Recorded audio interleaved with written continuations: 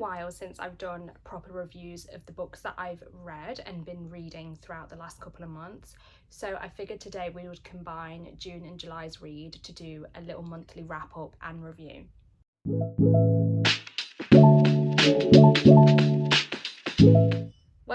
Welcome back. My name is Bronte. I make new videos every single Monday about books and movies. And like I said, today I'm going to take you through everything I've been reading over the last 2 months and give you all the 5-star and maybe even low-star book reviews. I don't have a physical copy of my first read of June, but rest assured I will be buying one because it was a 5-star read, and that was Problematic Summer Romance by Ali Hazelwood. Ali Hazelwood is the gift that keeps on giving. I don't know how she manages to publish so often but still retain such a high quality. If you didn't know, this book is kind of a follow-on from her previous release, Not in Love. You can read it separately and you'll still have a great time, but I would definitely recommend doing Not in Love first if you are going to pick up Problematic Summer Romance, because there is large character crossover. So because of that, I had really high expectations of this book, but I was also scared because Not in Love was like a 5-star, 6-star read for me. It's definitely one of my favourite romances ever. It's quite a unique book in the sense that it is a romance, but it also has a little bit more of a sadder undertone, and it deals with some quite heavy themes of child poverty and food neglect and things like that. So it was also very different to Ali's typical STEM based sunshiny, grumpy sunshine, enemies to lovers books that she had previously done. So Problematic Summer Romance follows 2 characters who feature in Not in Love quite heavily, and they're quite important characters.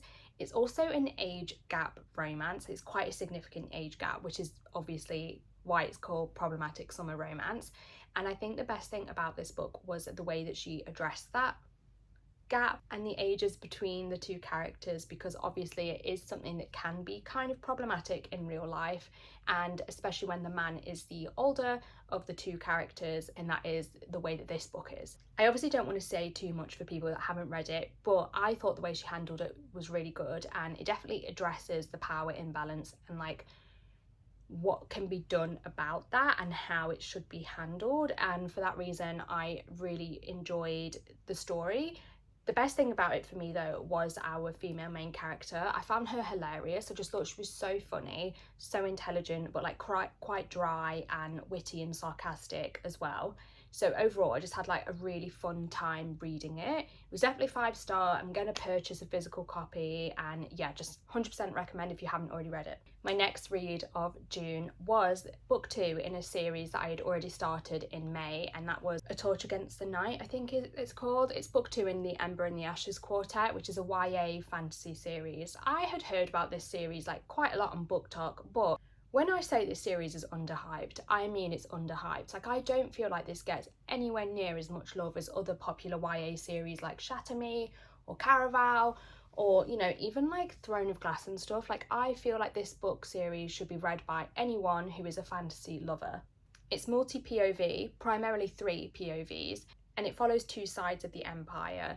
Characters that are in the army of the Empire, training at an academy, and people that are affected by the Empire and have been colonised. So we have 3 characters that we are following: Helene, Elias and Leia. There is multiple relationships and definitely a large subplot of romance. If you like fantasy books with travel and exposition, with mysteries and twists and turns, romance, also things like ghouls and jinns, this is a series for you. It has so much to it and it is so interesting. I am doing this series on audio as well, which I have to say the audio narration is really good. I struggle with fantasy on audio a lot of the time, but yeah, for this one, it has a British accent and it's really good on audio. Book 1 was really, really strong. I gave it 4.5 stars. Book 2 was also strong. I gave it 4.25 stars. It had a slower bit in the middle, but the ending was so good and everything we were working towards made up for the slower pace in the middle. I do think that if you don't like books where there's a lot of travel, you may struggle with this book in particular, but I am on book 3 now and I am still really enjoying it, so make of that what you will. But definitely more people need to be reading this series. I then continued with the Sparrow Falls series in June and did Delicate Escape and Broken Harbour, which are books 2 and 3. This is a series that is romantic suspense and small town romance.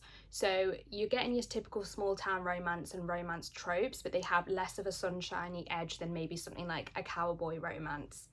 Because they do have a thriller subplot as well, they can be like quite addictive and fast-paced to read. Book 2 follows Shep Coulson, who is the older brother of the main character in book 1. I was very excited for his book. I knew I liked him from book 1, and he's definitely the type of a male love interest that I like in a book. Shep meets Thea, and Thea is someone who is being very mysterious, very secretive, and she seems quite scared all the time. We then learn that she is running from her past, and the thriller subplot definitely is involved in that area. I really liked this one. This is my favourite book in the series so far. I loved both of the characters. I felt like the tropes were tropes that I look for, like Grumpy Sunshine. He's a very much like golden retriever, but like quite cocky and arrogant with it. And the found family is just always like the best thing about these books, because it is following one big family in each book. So this one was a 4-star read. Then we went to Cope, who is another brother in the Coulson family, and this followed him and Sutton. Sutton owns the bakery in the town, so we have seen her in previous books as well, and she is a single parent.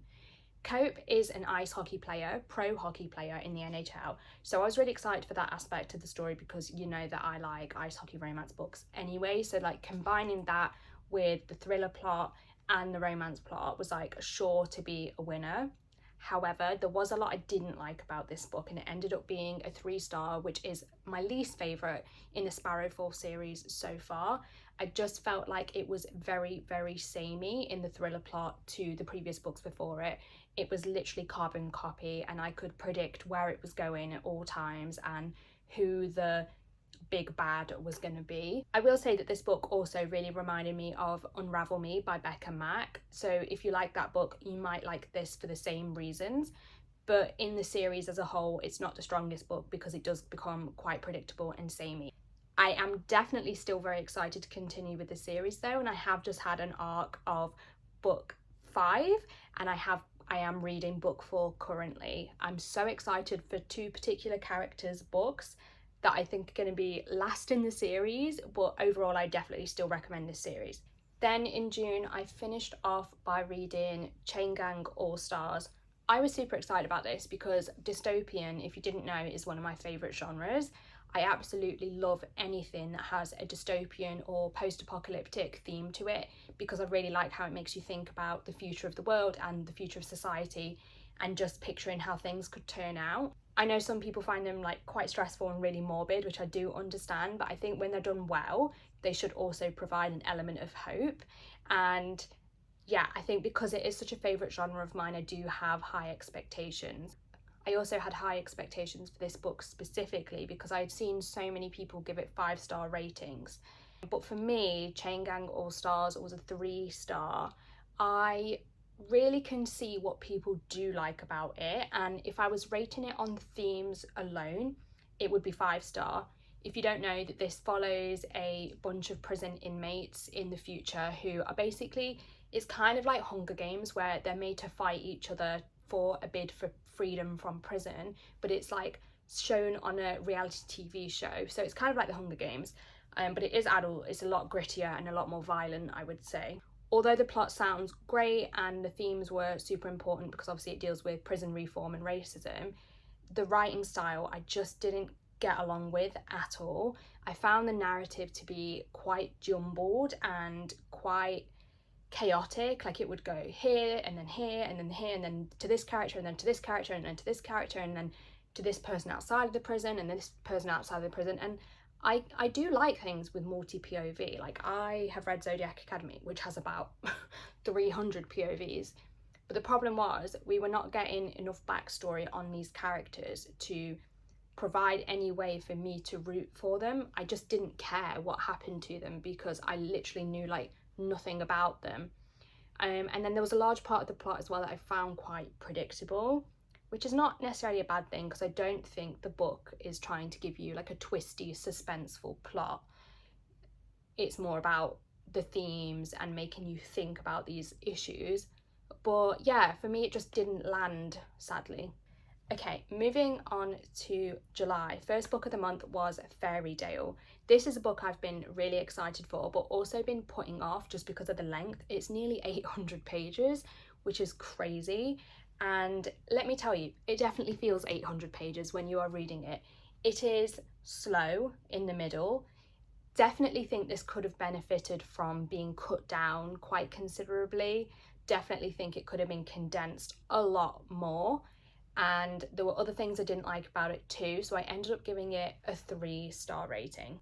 It definitely had a lot of potential and promise. The magic system and the world were really atmospheric and immersive. It's very, very gothic. It's like Southern Gothic America, and you feel that when you're reading it. You feel like you are there, but it just wasn't executed in the best way. First of all, the characters are all so annoying, like so annoying, especially the female main character. She does not question anything weird that's happening to her. She believes what anyone is telling her, even though the people around her prove time and time again that they are not trustworthy. And she just lacks like so much common sense. I personally find it really hard to root for a female main character who is dumb, and she very much was so. The love interests, it's kind of multi-love interest, but kind of not in a way, because she always has a bit of a reservation about one of them the whole way through. They were both just like, I don't know, I didn't feel any connection between them and the main character other than face value, chemistry and lust. There was no deeper connection, and they both had the most annoying nicknames for her in the world that were used every 2 sentences. Darcy Darling and Lizzie Mine. If I hear any of those nicknames ever again, it will be too soon, because they were so overused and so cringe. There is also a large part of the middle of this book where you have no idea where it's really going or what's happening, which is fine, like I said, if it didn't feel so long. And then when you get to the end and everything makes sense, I'm not sure the payoff is actually worth slogging through that many pages for. The end of the book was definitely the best bit, but it still wasn't good enough to be like this long of a book and make you earn the pages that much. So would I recommend this as a gothic, dark fantasy romance? Probably not. I actually don't think I'll ever think about it again. So I think if you want something like that, Hollow Heathens and Bone Island by Nicole Fiorina are much better options. My second read of July was a 5-star romantasy that more than made up for Fairydale, and that was Direbound. I do have a reading vlog of me reading this on my channel and reacting to it, and honestly, this is the perfect example of, I said I enjoyed it, I didn't say it was good, because when you look at this book from the outset and the plot and the tropes that are used, it's nothing that special, it's nothing that unique. We see it time and time again with books like Fourth Wing. It's just, you know, very much like an academy setting, trials and deadly challenges, a sidekick species, enemies to lovers, like it's all the standard stuff in romantasy, but it is so fun. So fun. And although it was quite predictable for like 90% of the book, the very ending, there was a twist that I didn't see coming, and so I am really excited to see what happens with that in book 2, and I'm also excited to see how the romance develops in book 2, because we didn't get that much romance in book 1. But yeah, I mean, if you like all the big romantasy books, this has to be one that you do. I don't think it's going to be 5-star for everyone, because like I said, it is quite predictable, but it is just such a fun, good time. Followed up Direbound with Us Dark Few, which is a dystopian romance, kind of almost romantasy, but not really any fantasy. That's the genre. And I have had my eye on this for a while. I saw the author talk about this on Instagram quite a while ago. The fan art, the way she was talking about it, sounded like something I was going to love. Someone who does like dystopian and who likes romantasy. And I definitely did enjoy it. It was a 4.5 star. But the reason I say it's like dystopian romance romantasy is because the dystopian part of it isn't actually that strong. I would say that it covers dystopian themes in the very, very most basic way. It has a little bit of classism, a little bit of environmentalism, and just like corrupt leadership, pretty standard, but it's not as well dived into as some other dystopian books. You're not going to get Hunger Games level of themes and depth, that's for sure. It is more like Shatter Me, but slightly older in who it's targeted at.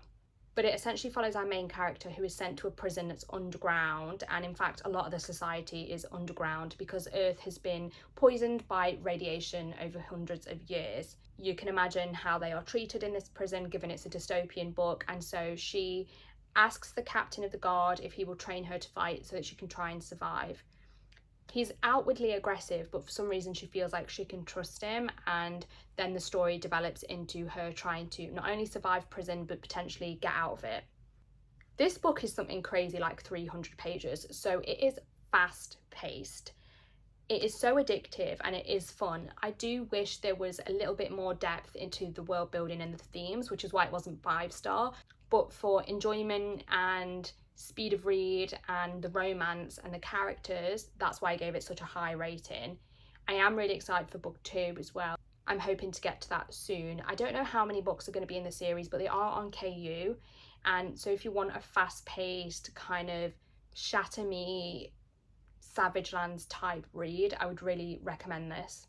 After that, I felt like it was time to go back to like a straight up romance, and I did Cash, which is the first book in a cowboy romance series by Jessica Peterson. This is very much for the done and dusted Rebel Blue Ranch series girlies, because it has that found family aspect again, where each book follows a different member of this family and they're all brothers. I really enjoyed this. I gave it 4 stars. There's nothing really I can say negative about this. There's just like something that kept me from having an emotional connection that was like, wow, I can't put this down, or wow, I really love this couple. I was just like, yeah, this is good. I'll definitely go on to book 2, but it was nothing groundbreaking. What I will say though is that this book is enemies to lovers. Normally, I hate enemies to lovers in a contemporary romance setting because it just doesn't feel realistic. Like most of the times when a book says enemies to lovers and it's romance, I know it's going to be like dislike to lovers at most, or they have some totally ridiculous reason for actually being enemies.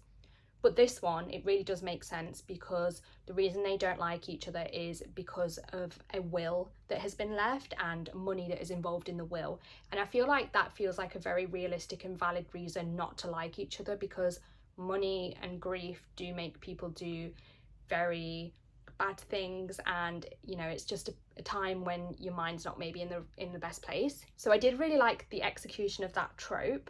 I also just really liked, again, that found family. If you can't tell, found family is one of my favourite tropes. So when I get a romance series that has it done well and follows through, I am definitely in my happy place, and I'm really excited to go on to book 2 for that reason, and also because the character that book 2 follows was one of those like golden retriever types that's comedic relief in book 1, and so I'm excited to continue and follow his story.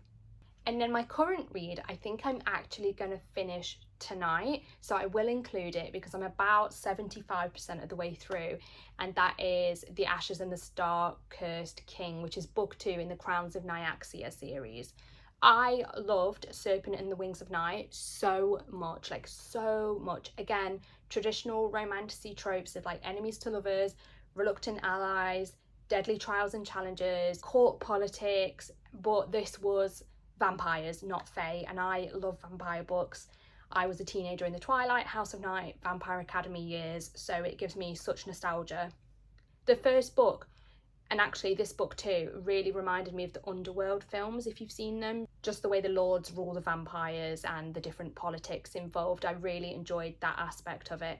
And obviously Araya, the female main character, she has black hair, blue eyes like Celine from Underworld. So I really enjoyed that nostalgic element attached to them too, because I love those movies. But book 2 specifically, I had heard really mixed things about, so I'd been putting off reading it. People saying it's really slow, nowhere near as good as book 2. I, so far, and I'm 75% of the way through, I'm really enjoying it, like really enjoying it. I do understand why people think it's slow, because I feel like without the trials and challenges of book 1, it's a more political based storyline. It's more about like the fallout of what happens in book one, but I love political fantasy. Cruel Prince is one of my favourite series, and so I'm actually really enjoying the storyline, and I just love both Araya and Rain as characters, so I'm really interested to see where this goes, and I know that the series continues after with other characters, so again, I'm just excited to be back in this world and really enjoying it. As it stands, I think it's going to be like a 4.25 star rating. It is a tiny bit slow and I'm not as addicted as I was with book one, but that could definitely change. It could go lower, it could go higher. I will update you in my next wrap up. But that is everything I have read throughout June and July. I'm so excited for August's reads because I have a really great TBR planned. Let me know if you'd like me to do a video all about my August TBR. But otherwise, I hope you've enjoyed this video and you've got some book recommendations for yourself. I will see you next Monday for another video. Don't forget to like and subscribe, and I will see you then.